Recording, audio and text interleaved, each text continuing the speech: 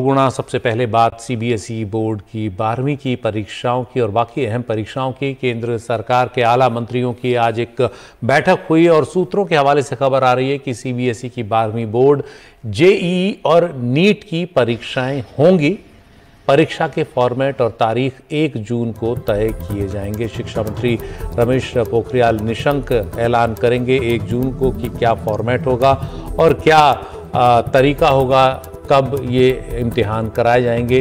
राज्यों से सलाह मांगी गई है, सुझाव मांगे गए हैं। 3 दिन में राज्यों को अपने सुझाव देने हैं और इसके अलावा जो राज्य हैं उन पर छोड़ दिया गया है कि वो अपने यहाँ 12वीं बोर्ड की परीक्षाओं को कराते हैं या उनको टालते हैं, क्या तरीका उसका रखते हैं। हमारे साथ हमारे वरिष्ठ सहयोगी अखिलेश शर्मा हैं। अखिलेश, केंद्र सरकार के मंत्रियों की बैठक में जो फैसला हुआ वो विस्तार में क्या है?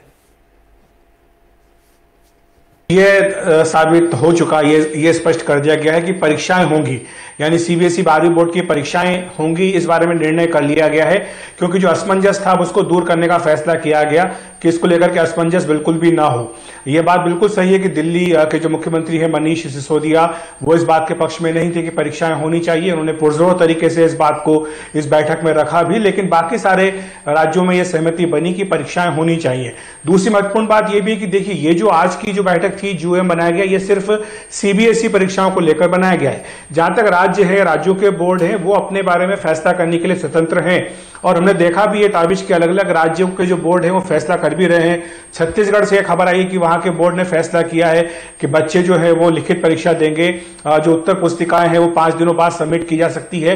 तो ये छत्तीसगढ़ बोर्ड ने फैसला किया। तो ऐसे अन्य बोर्ड अपने अपने हिसाब से फैसला करेंगे, लेकिन जहां तक सीबीएसई का प्रश्न है, यह तय हो गया है कि सीबीएसई बोर्ड की परीक्षाएं 12वीं की होंगी।